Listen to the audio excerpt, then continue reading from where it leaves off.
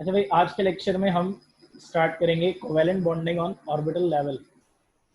आपको बताया था बेटा, कोवेलेंट बॉन्डिंग जो है वो हमारे सिलेबस में दो समझने के पार्ट्स में है।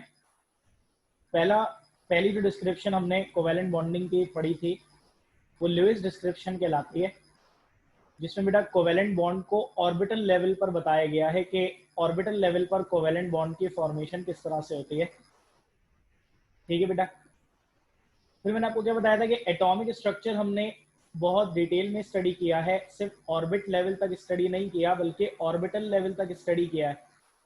और असल में तो इलेक्ट्रॉन्स कहाँ होते हैं? ऑर्बिटल्स में। तो बेटा जो भी sharing of electron covalent bond में हो रही है, ऑब्वियस सी बात है वो ऑर्बिटल लेवल पर होनी चाहिए। ठीक है। तो लुईस डिस्क्रिप्शन जो थी वो ये बताती है कि कोवेलेंट बॉन्ड शेल लेवल पे किस तरह से बनता है। तो भाई दो एटम अपने आखिरी शेल में मौजूद अनपेयर्ड या सिंगल इलेक्ट्रॉन्स को शेयर करते हैं। ठीक है बेटा, और क्या फॉर्म हो जाता है? Covalent bond. अब ऑर्बिटल लेवल पर कोवेलेंट बॉन्डिंग किस तरह से एक्सप्लेन होगी? ठीक है, तो दो थ्योरीज इसको एक्सप्लेन करती हैं। एक है वैलेंस बॉन्ड थ्योरी और दूसरी है बेटा मॉलिक्यूलर ऑर्बिटल थ्योरी। तो दो थ्योरीज इसको एक्सप्लेन करेंगी। सबसे पहले हम बात करेंगे किसकी बेटा? वैलेंस बॉन्ड थ्योरी की। वैलेंस बॉन्ड थ्योरी के मुताबिक covalent bond is formed by overlapping of half filled atomic orbitals। समझिएगा बेटा, जिस तरह हम शेल के अंदर कहते हैं सिंगल या अनपेयर्ड इलेक्ट्रॉन, बेटे हमने ऑर्बिटल के बारे में क्या पढ़ा कि ऑर्बिटल में एक पेयर ऑफ इलेक्ट्रॉन होता है, यानी ऑर्बिटल जो है उस रीजन को कहते हैं जिसमें एक पेयर आता है। एक पेयर यानी कि मैक्सिमम कितने इलेक्ट्रॉन आते हैं? दो। तो बेटे अगर किसी ऑर्बिटल में सिर्फ एक इलेक्ट्रॉन है तो वो सिंगल इलेक्ट्रॉन होगा। ठीक है बेटा, और उस ऑर्बिटल को हम कहेंगे हाफ फिल्ड ऑर्बिटल।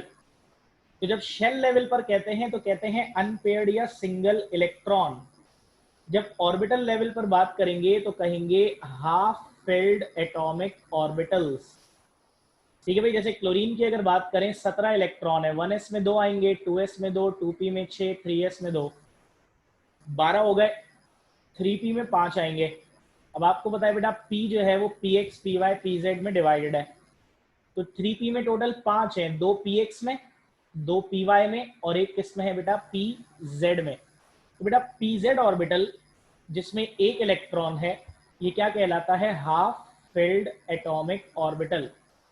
ठीक है बेटा, इसी तरह हाइड्रोजन के पास तो एक ही इलेक्ट्रॉन है 1s ऑर्बिटल में, तो 1s में सिंगल इलेक्ट्रॉन है। ये हाइड्रोजन का क्या है? Half filled atomic orbital. ठीक है बेटा, और जिस तरह शेल लेवल पे हमने कहा था कि सिंगल इलेक्ट्रॉन्स की शेयरिंग से कोवेलेंट बॉन्ड बनता है, ऑर्बिटल लेवल पर हम कहेंगे कि भाई सिंगल इलेक्ट्रॉन किसमें होता है? हाफ फिल्ड एटॉमिक ऑर्बिटल्स में। तो बेटा जब दो एटम्स अपने हाफ फिल्ड एटॉमिक ऑर्बिटल्स को ओवरलैप करते हैं तो इस ओवरलैपिंग से बनता है शेयर्ड पेयर ऑफ इलेक्ट्रॉन्स और क्या फॉर्म हो जाता है? Covalent bond. जैसे बेटा HCl में देखो, ये हाइड्रोजन का 1s ऑर्बिटल है, s की शेप आप सब जानते हैं स्फेरिकल होती है। ये क्लोरीन का 3pz ऑर्बिटल है, p की शेप आप सब जानते हैं कैसी होती है? डम्बल। तो बेटा ये हाइड्रोजन का s ऑर्बिटल, क्लोरीन का pz ऑर्बिटल ओवरलैप हो गए। ये एरिया ऑफ ओवरलैप है, और इस ओवरलैप से 1s का एक इलेक्ट्रॉन, 3pz का एक इलेक्ट्रॉन, ये शेयर हो गए। क्या फॉर्म हो गया? Shared pair. और इस तरह से बन जाता है कोवेलेंट बॉन्ड। इसी तरह बेटा क्लोरीन मॉलिक्यूल Cl2 जिसमें दो क्लोरीन एटम्स आपस में जुड़े हुए हैं, तो भाई दोनों ही क्लोरीन है, दोनों का हाफ फिल्ड एटॉमिक ऑर्बिटल कौन सा है? 3pz। तो ये एक क्लोरीन का 3pz, ये दूसरे क्लोरीन का 3pz, दोनों क्या हो गए? ओवरलैप। इस ओवरलैपिंग से दोनों के सिंगल इलेक्ट्रॉन्स शेयर हुए और क्या बन गया? शेयर्ड पेयर ऑफ इलेक्ट्रॉन, यानी कि कोवेलेंट बॉन्ड। तो बेटा वैलेंस बॉन्ड थ्योरी के मुताबिक दो एटम्स जिन्हें कोवेलेंट बॉन्ड बनाना है वो अपने हाफ फिल्ड एटॉमिक ऑर्बिटल्स को ओवरलैप करते हैं, और इस ओवरलैपिंग से क्या फॉर्म हो जाता है? शेयर्ड पेयर, यानी कि कोवेलेंट बॉन्ड। बेटा ये निस्बतन आसान डिस्क्रिप्शन है और यही फॉलो होती है। जिस तरह बेटा याद करो बेंजीन में हमने पढ़ा था कि भाई बेंजीन में केक्यूल स्ट्रक्चर पे ऑब्जेक्शंस हैं। लेकिन फिर भी बेटा सबसे ज्यादा फॉलो होने वाला स्ट्रक्चर केक्यूल स्ट्रक्चर ही है ना भाई। हमने इलेक्ट्रोफिलिक सब्स्टिट्यूशन रिएक्शंस का मैकेनिज्म जब पढ़ा था तो बेंजीन के कौन से स्ट्रक्चर से पढ़ा था? केक्यूल स्ट्रक्चर से। हालांकि उसको ऑब्जेक्शन है, लेकिन बेटा ये बात ध्यान में रखिएगा कि जो इजी डिस्क्रिप्शन होती है वो फॉलो होती है। तो बेटा कोवेलेंट बॉन्डिंग की यही डिस्क्रिप्शन आगे फॉलो होगी क्योंकि इजी डिस्क्रिप्शन है। हालांकि इसके अंदर एक फ्लॉ है, और वो फ्लॉ ये है कि जो शेयर्ड पेयर ऑफ इलेक्ट्रॉन बन गया, ये रिवॉल्व कैसे करेंगे इलेक्ट्रॉन, ये वैलेंस बॉन्ड थ्योरी से एक्सप्लेन नहीं हो पाता। ठीक है बेटा, शेयर्ड पेयर के इलेक्ट्रॉन्स रिवॉल्व कैसे करेंगे, वैलेंस बॉन्ड थ्योरी से ये बात एक्सप्लेन हो नहीं पाती। हालांकि ये बात आपके लेवल से बहुत ऊपर है, यानी कि आपको इंटर एप्टीट्यूड लेवल पर ये नहीं पढ़ना कि वो कैसे रिवॉल्व करते हैं। लेकिन मैं आपको एक बात बता रहा हूँ कि वैलेंस बॉन्ड थ्योरी जो, इससे ये एक्सप्लेन नहीं होता कि शेयर्ड पेयर के इलेक्ट्रॉन्स किस तरह से रिवॉल्व करते हैं, बट फिर भी बेटा ये इजी डिस्क्रिप्शन है, इसलिए आगे इसी को फॉलो किया जाएगा। बेटा दूसरी थ्योरी है मॉलिक्यूलर ऑर्बिटल थ्योरी, MOT। इस थ्योरी के मुताबिक दो एटम्स जिन्हें कोवैलेंट बॉन्ड बनाना है, उनके half filled atomic orbitals mix हो जाते हैं और मिक्स होकर नए ऑर्बिटल्स फॉर्म करते हैं, जिसे मॉलिक्यूलर ऑर्बिटल कहा जाता है। नाउ यही डिफरेंस है वैलेंस बॉन्ड थ्योरी की डिस्क्रिप्शन में और मॉलिक्यूलर ऑर्बिटल थ्योरी की डिस्क्रिप्शन में।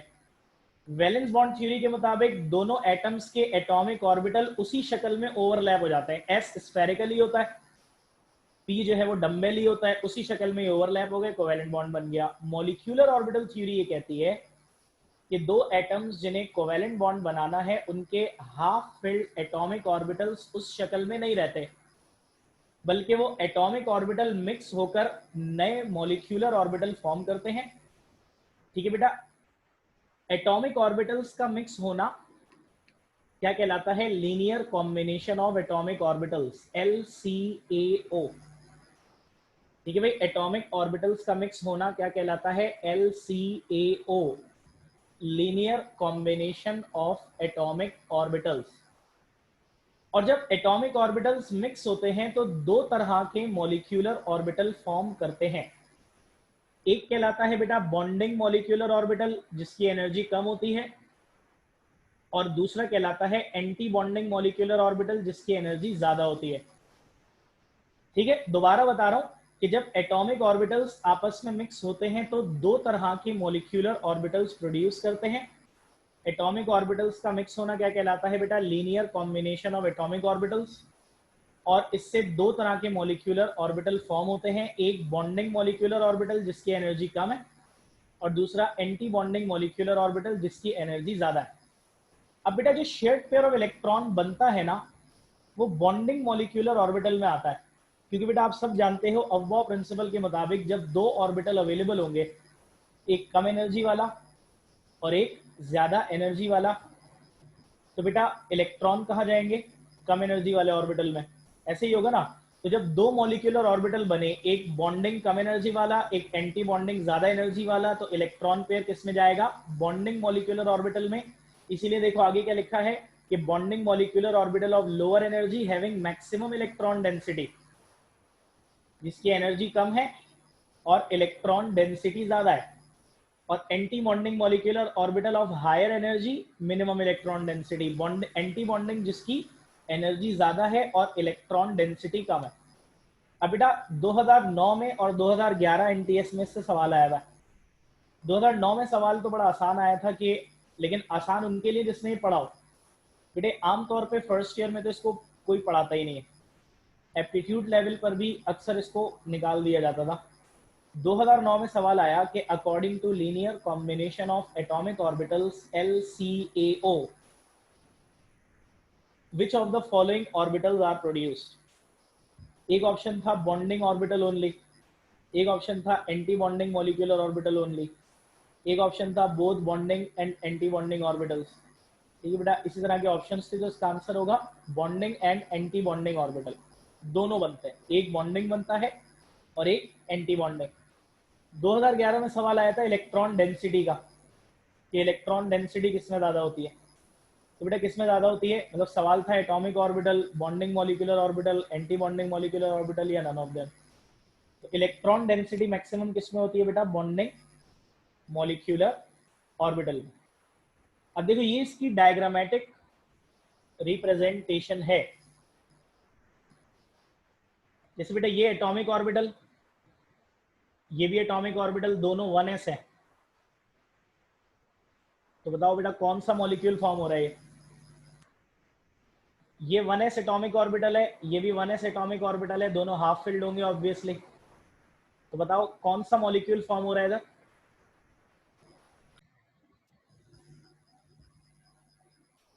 ठीक है बेटा। तो इसका जवाब क्या था, हाइड्रोजन। ये एक हाइड्रोजन का 1s ऑर्बिटल, ये दूसरे हाइड्रोजन का 1s ऑर्बिटल, दोनों एटॉमिक ऑर्बिटल्स हैं हाफ फिल्ड, आपस में मिलेंगे तो दो तरह के मॉलिक्यूलर ऑर्बिटल फॉर्म होंगे। एक को नीचे बनाया है क्योंकि इसकी एनर्जी इन दोनों से कम है, और कम एनर्जी वाला कौन सा होता है, बॉन्डिंग मॉलिक्यूलर ऑर्बिटल।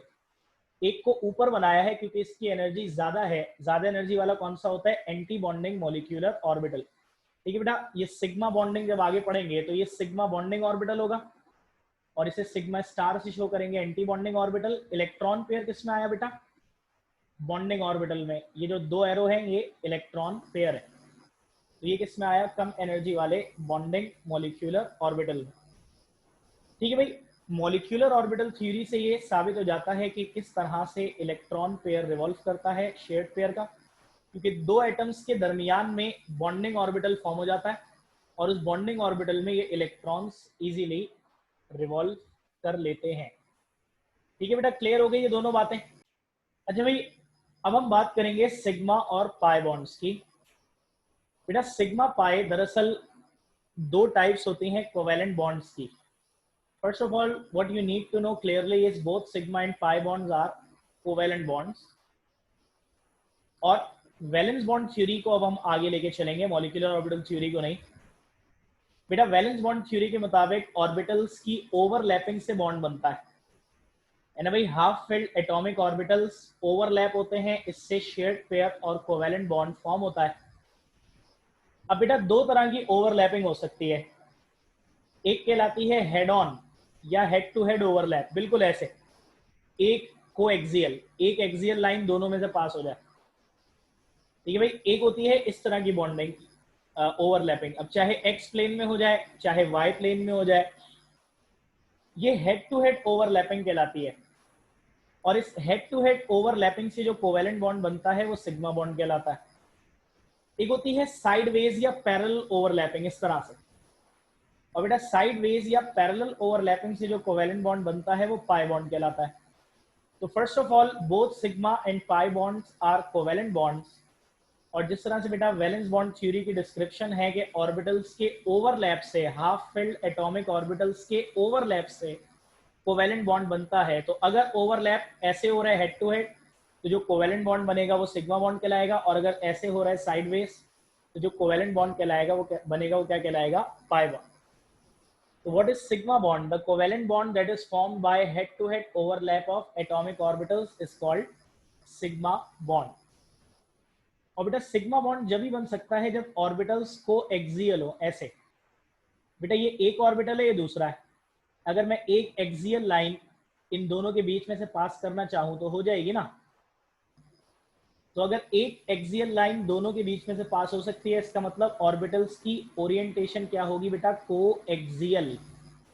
और कोएक्सियल ओरिएंटेशन में ही फॉर्म होगा सिग्मा बॉन्ड।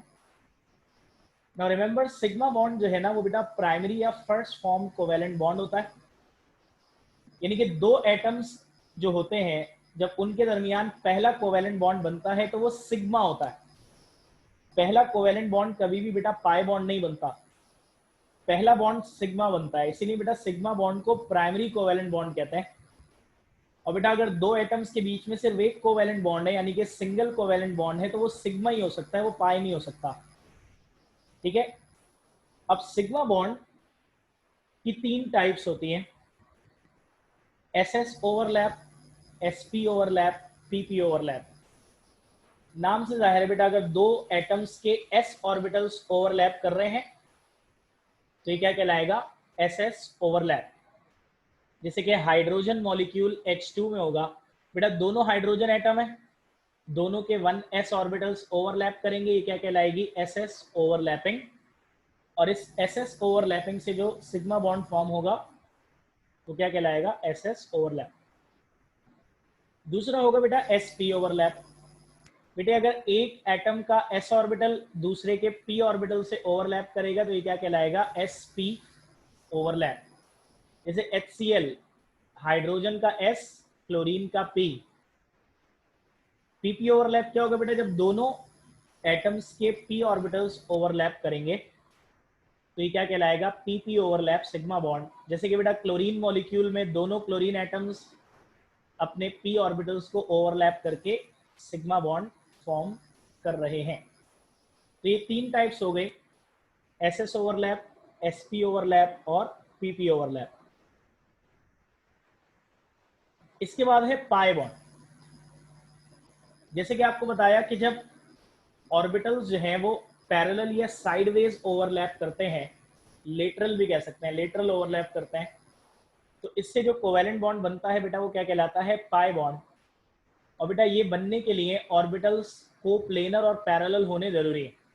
को एक्सियल ना हो, को प्लेनर हो, जैसे एक ऑर्बिटल और दूसरा ऑर्बिटल सेम प्लेन में, ठीक है बेटा, या ऐसे एक्स प्लेन में हो या वाई प्लेन में हो, ठीक है बेटा। जैसे ये दो को planar p orbitals sideways overlap कर रहे हैं, इससे क्या फॉर्म हो रहा है, पाई बॉन्ड।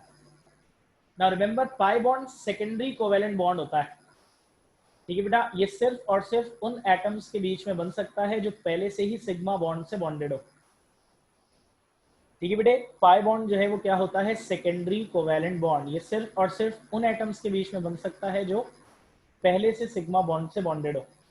मैंने आपको क्या बताया था कि दो एटम्स जब पहला कोवेलेंट बॉन्ड बनाते हैं ना तो हमेशा सिग्मा होता है, ठीक है भाई। तो अगर दो एटम्स के बीच में सिर्फ एक कोवेलेंट बॉन्ड है यानी सिंगल है तो वो सिग्मा ही हो सकता है। अब अगर डबल है तो पहला बॉन्ड सिग्मा होगा, दूसरा पाई होगा। अगर ट्रिपल है तो पहला सिग्मा होगा, बाकी दोनों पाई होंगे। रिमेंबर, पाई बॉन्ड सिर्फ उन्हीं दो एटम्स के दरमियान बन सकता है जिनके दरमियान पहले से सिग्मा बॉन्ड मौजूद हो, यानी जो पहले से बॉन्डेड एटम हो, सिग्मा बॉन्ड बनने के बाद भी हाफ फिल्ड ऑर्बिटल हो तो बेटा पाई बॉन्ड फॉर्म होगा, अदरवाइज फॉर्म नहीं होगा।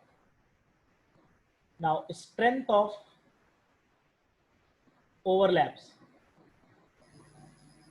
अब कौन सा ओवरलैप स्ट्रांग होता है सबसे ज्यादा, ये कैसे पता चलेगा, प्रिंसिपल ऑफ मैक्सिमम ओवरलैप से। बेटा प्रिंसिपल ऑफ मैक्सिमम ओवरलैप ये कहता है कि greater the area of overlap between the orbitals stronger will be the bond and vice versa. कि भाई ऑर्बिटल्स के दरमियान एरिया ऑफ ओवरलैप जितना ज्यादा होगा बॉन्ड उतना ही ज्यादा स्ट्रांग होगा, और एरिया ऑफ ओवरलैप जितना कम होगा बॉन्ड उतना ही वीक होगा। जैसे बेटा पीपी ओवरलैप में एरिया ऑफ ओवरलैप सबसे ज्यादा है तो वो सबसे स्ट्रॉन्ग सिग्मा बॉन्ड है, उसके बाद एसपी है, उसके बाद एसएस है। और बेटा पाई ऑर्बिटल, पाई ओवरलैप में, पाई बॉन्ड में ओवरलैप सबसे कम होता है, इसी वजह से पाई बॉन्ड सबसे वीक होता है। तो remember, generally sigma bond stronger होता है पाई बॉन्ड से। सिग्मा के अंदर भी पीपी सबसे ज्यादा स्ट्रॉन्ग है, उसके बाद एसपी, उसके बाद एसएस, ठीक है। और पाई बेटा सारे सिग्मा बॉन्ड से सबसे ज्यादा वीक है। तो यहाँ पे सिग्मा और पाई बॉन्ड हो गए मुकम्मल। चलिए जी, last part of the chapter start करेंगे, शेप ऑफ मॉलिक्यूल्स। बेटा मॉलिक्यूल्स की शेप जो होती है ना, सिंपल पॉलीएटॉमिक मॉलिक्यूल्स की शेप दो थ्योरीज एक्सप्लेन करती हैं। एक है हाइब्रिडाइजेशन और दूसरी है इलेक्ट्रॉन पेयर रिपल्जन थ्योरी, ठीक है बेटा। शेप ऑफ मॉलिक्यूल्स को एक्सप्लेन करती हैं दो थ्योरीज, कौन कौन सी, हाइब्रिडाइजेशन और इलेक्ट्रॉन पेयर रिपल्जन थ्योरी। तो बेटे पहले हम हाइब्रिडाइजेशन पढ़ेंगे, फिर हम इलेक्ट्रॉन पेयर रिपल्जन थ्योरी पढ़ेंगे, और फिर बेटा इन थ्योरीज की बेसिस पर हम 8 मॉलिक्यूल्स की शेप पढ़ेंगे, and that will be the end of the chapter. तो first of all, what is hybridisation. बेटा लव्स हाइब्रिडाइजेशन, यानी कि इसका लफ्जी मतलब भी मिक्सिंग होता है, और हाइब्रिड का मतलब होता है मिक्स्ड। तो अब यहाँ किस चीज की मिक्सिंग की बात हो रही है बेटा? एक एटम के आखिरी शेल में मौजूद अनइक्वल एनर्जी वाले ऑर्बिटल्स की मिक्सिंग। ठीक है भाई, लव्स हाइब्रिडाइजेशन का मतलब ही मिक्सिंग है, तो यहाँ किस चीज की मिक्सिंग की बात हो रही है? एक एटम के आखिरी शेल में मौजूद अनइक्वल एनर्जी वाले ऑर्बिटल्स की मिक्सिंग, जिसके नतीजे में इक्वल एनर्जी वाले ऑर्बिटल्स, हाइब्रिड ऑर्बिटल्स प्रोड्यूस होते हैं। ये फिनोमेना क्या कहलाता है बेटा? हाइब्रिडाइजेशन। ठीक है बेटा, एक एटम के आखिरी शेल में मौजूद अनइक्वल एनर्जी वाले ऑर्बिटल्स की मिक्सिंग, जिससे क्या प्रोड्यूस होते हैं? इक्वल एनर्जी वाले ऑर्बिटल्स, हाइब्रिड ऑर्बिटल्स। ये फिनोमेना क्या कहलाता है बेटा? हाइब्रिडाइजेशन। क्लियर? अब देखो हाइब्रिडाइजेशन जो है ना, उसकी 3 टाइप्स हमें पढ़नी है। होती तो और भी है, लेकिन हमारे क्या सारे ही सिलेबसेस में इस लेवल पे यही 3 टाइप्स पढ़ाई जाती हैं। sp3 हाइब्रिडाइजेशन, sp2 हाइब्रिडाइजेशन और sp हाइब्रिडाइजेशन। बेटा एक कार्बन एटम की इलेक्ट्रॉनिक कॉन्फ़िगरेशन है ग्राउंड स्टेट में 1s2 2s2 2px1 2py1, 6 electron 6 proton. बेटा ये कार्बन एटम की इलेक्ट्रॉनिक कॉन्फ़िगरेशन है ग्राउंड स्टेट में। ग्राउंड स्टेट का मतलब क्या होता है? जब कार्बन रिएक्ट नहीं कर रहा। ठीक है बेटे, ग्राउंड स्टेट का क्या मतलब होता है? जब कार्बन रिएक्ट नहीं कर रहा।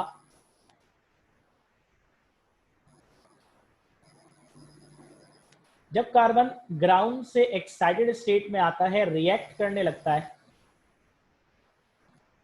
तो 2s का एक इलेक्ट्रॉन जंप करके आ जाता है 2pz में। तो एक्साइटेड स्टेट में कॉन्फ़िगरेशन क्या हो जाती है बेटा? 1s2 2s1 2px1 2py1 2pz1। अब s की एनर्जी बेटा अलग होती है, p की एनर्जी अलग होती है। तो ये है आखिरी शेल के अनइक्वल एनर्जी वाले ऑर्बिटल्स। बेटा ये आपस में मिक्स होकर 4 आइडेंटिकल sp3 हाइब्रिड ऑर्बिटल्स बनाएंगे। ठीक है भाई, क्या बनाएंगे? 4 आइडेंटिकल sp3 हाइब्रिड ऑर्बिटल्स। तो जब एक s और 3 p ऑर्बिटल आपस में मिक्स होते हैं, तो ये क्या कहलाती है? sp3 hybridisation. ठीक है भाई, the mixing of 1 s orbital and 3 p orbitals to form 4 hybrid orbitals is called sp3 hybridization. बेटा जब एक s ऑर्बिटल, ठीक है, और 3 p ऑर्बिटल आपस में मिक्स होकर 4 sp3 हाइब्रिड ऑर्बिटल फॉर्म करेंगे, तो ये कहलाएगी sp3 हाइब्रिडाइजेशन। इसी तरह सेकेंड टाइप क्या है? sp2 hybridization, the mixing of 1 s orbital and 2 p orbitals to form 3 hybrid orbitals is called sp2 hybridization. बेटा जब एक s ऑर्बिटल और 2 p ऑर्बिटल आपस में मिक्स होकर 3 sp2 हाइब्रिड ऑर्बिटल बनाएंगे, तो ये कहलाएगी sp2 हाइब्रिडाइजेशन। अब देखिए बेटा, वही कार्बन की इलेक्ट्रॉनिक कॉन्फ़िगरेशन ग्राउंड स्टेट में 1s में 2 2s में 2 2px में 1 2py में 1। बेटा 2s से एक इलेक्ट्रॉन जंप करके चला जाएगा 2pz में, इलेक्ट्रॉनिक कॉन्फ़िगरेशन एक्साइटेड स्टेट में क्या हो जाएगी? 1s2 2s1 2px1 2py1 2pz1। अब sp2 है एक s ऑर्बिटल, ठीक है बेटा ये वाला, और 2 p ऑर्बिटल, ये 3 आपस में मिक्स होंगे और 3 इक्वल एनर्जी वाले हाइब्रिड ऑर्बिटल्स फॉर्म करेंगे। तो जब एक s ऑर्बिटल और 2 p ऑर्बिटल आपस में मिक्स होंगे, तो ये कहलाएगी sp2 हाइब्रिडाइजेशन, जिसके नतीजे में कितने हाइब्रिड ऑर्बिटल बनेंगे बेटा? 3। फाइनली बेटा अगर एक s ऑर्बिटल और एक p ऑर्बिटल आपस में मिक्स होकर दो हाइब्रिड ऑर्बिटल बनाएंगे तो ये क्या कहलाएगी, sp हाइब्रिडाइजेशन। तो देखो again electronic configuration of carbon in ground state वही सेम बेटा, 1s2 2s2 2px1 2py1 2pz खाली। जब ग्राउंड से एक्साइटेड में आएगा तो 2s का एक इलेक्ट्रॉन आ जाएगा 2pz में। तो एक्साइटेड स्टेट में 1s2 2s1 2px1 2py1 2pz1। sp hybridisation में एक s ऑर्बिटल और एक p ऑर्बिटल, ये दो आपस में मिक्स होंगे और इक्वल एनर्जी वाले दो sp हाइब्रिड ऑर्बिटल फॉर्म करेंगे।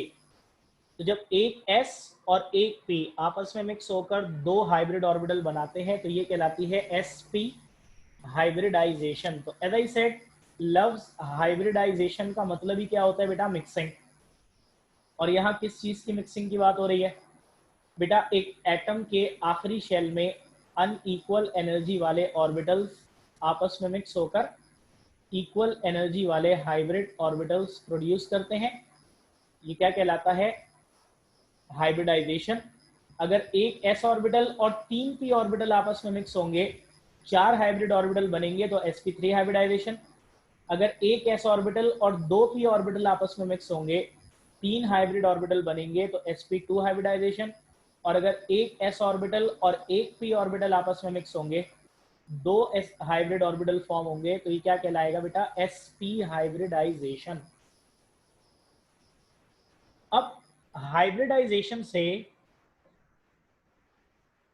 बताऊंगा बेटा आगे अक्सा कि क्या होगा दो अनहाइब्रिडाइज ऑर्बिटल्स का। अभी हाइब्रिड पे रहो। अब देखो हाइब्रिडाइजेशन से शेप ऑफ मॉलिक्यूल कैसे पता चलेगी, ध्यान से सुनना।